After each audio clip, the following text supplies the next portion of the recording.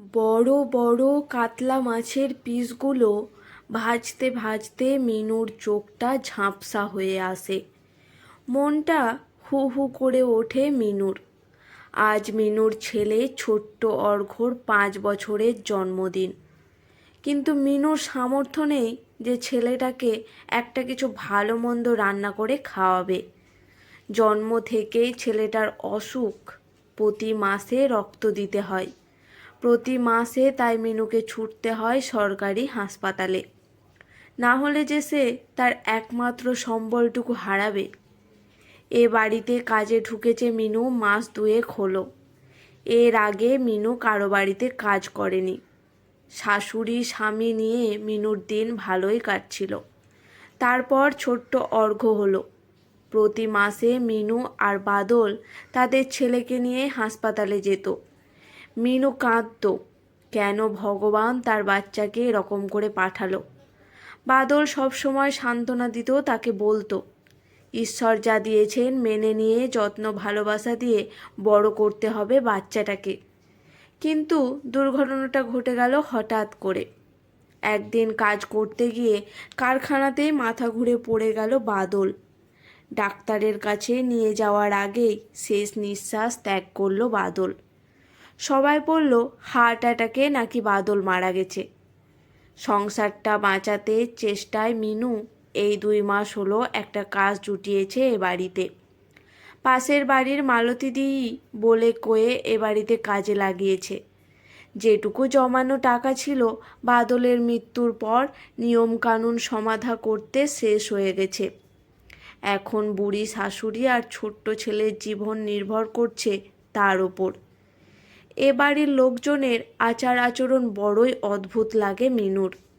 সবসময় যেন স্বামী স্ত্রীর ঝগড়া লেগেই আছে। এ বাড়িতে মিনুর কাজ, এ বাড়িতে একমাত্র ছোট্ট সদস্য তুতাইয়ের দেখাশোনা করা, রান্না আর ঘরের কাজে রূপালীকে সাহায্য করা। রূপালী হলো এ বাড়ির মালকিন। স্বামী অনিক আর ছোট্ট তুতাইকে নিয়ে তার ছোট্ট সংসার। সারাদিন তুতাইকে সামলায় মিনু। ছোট্ট বাচ্চাটাকে বড় ভালোবাসে ও। রূপালী এছাড়া বাকি কাজ নিজেই করে নেয়। বাদল বেঁচে থাকতে অর্ঘ্যের জন্মদিনে রাতে ফেরার সময় একটু পায়েসের চাল আর মাংস আনত। মিনু খুব যত্ন করে রাঁধত, আয়েশ করে খেত ছেলেটা ওই দিন। কিন্তু এখন যা পরিস্থিতি, দুবেলা দুমুঠো ভাত জোগাড় করতেই হিমশিম খেতে হয় মিনুকে। কিন্তু মন যেন মানতে চায় না। প্রথমে ভাবলো 2 পিস মাছ লুকিয়ে নিই।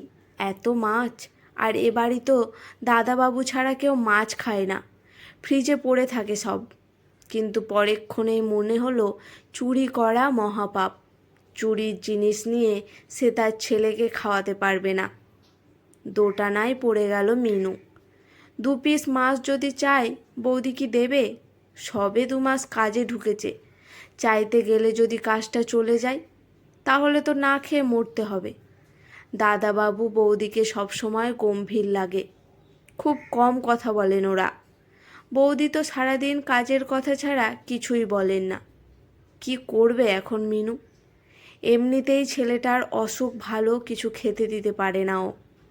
না, মিনু এবার সিদ্ধান্ত নিয়েই নিল। 2 পিস ভাজা মাছ প্লাস্টিকে জড়িয়ে রেখে দিল সবজির খোসার মধ্যে। ভাবলো সময় মতো বার করে নেবে।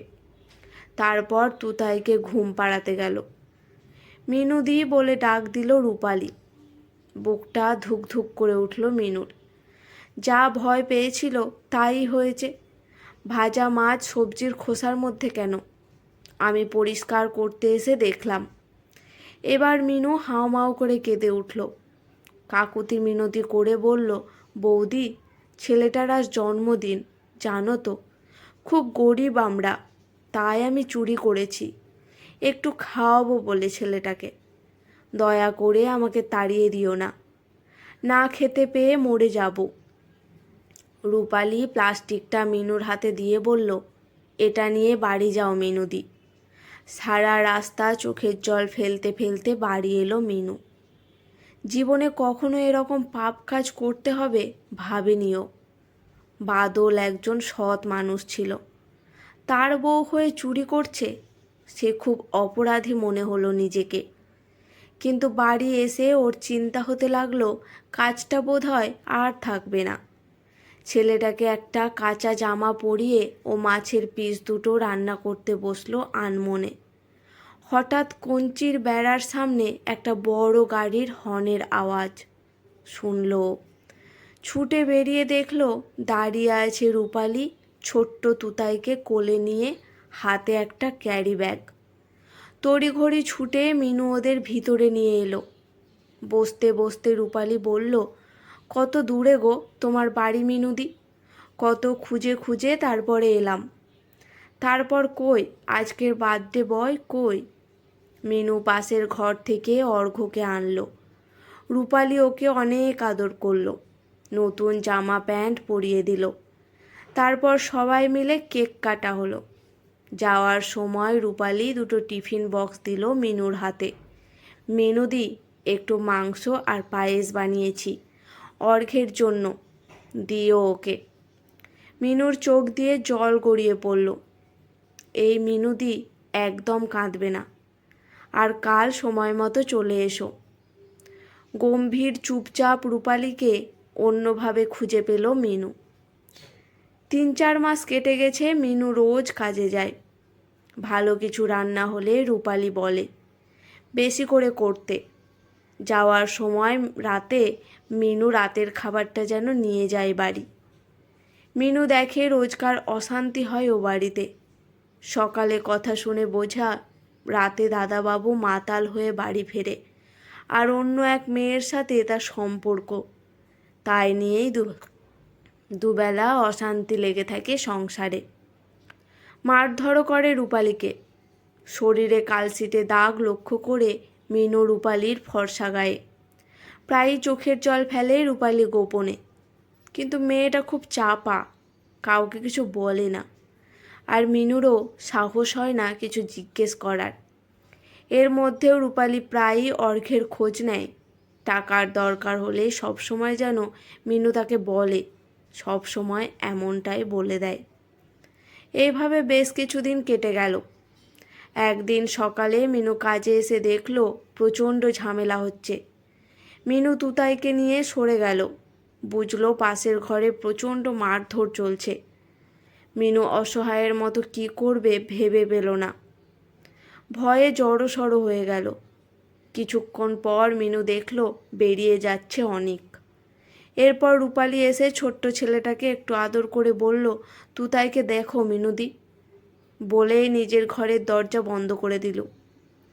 মিনু বারবার দরজা ধাক্কালো, দরজা খুলল না। মিনু কি করবে এখন? কিছু বুঝে উঠতে না পেরে ছুটে গিয়ে ডেকে আনলো পাশের ক্লাবের ছেলেদের।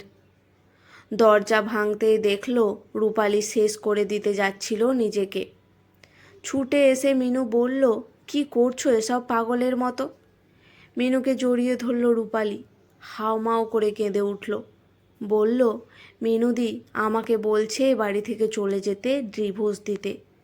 বাপ মা হারা মেয়ে আমি এই ছোট্ট বাচ্চাটাকে নিয়ে কোথায় যাব বলো তো? এতদিন সহ্য করেছিলাম, কিন্তু আজ বলছে ডিভোর্স পেপারে সই না করলে আমার ছোট্ট তুতাইটাকেও বাঁচতে দেবে না। চোখের জল মুছিয়ে মিনু বলল, কে বলেছে বোন তোর কেউ নেই? এই দিদি আছে তোর পাশে সব সময়। থাকতে পারবি তো আমার বস্তি বাড়িতে? চোখের জল যেন আর থামতেই চাইছিল না রূপালীর।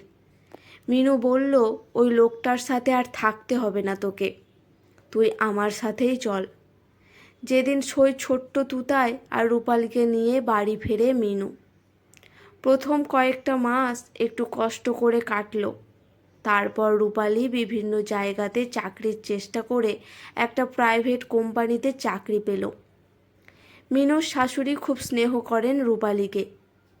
রূপালী বলে ও নতুন করে মা পেয়েছে। বেশ কিছু বছরের মধ্যে জমানো টাকা দিয়ে ওরা একটা ছোট্ট বাড়ি কিনল। রূপালী এখন রোজ অফিসে যায়।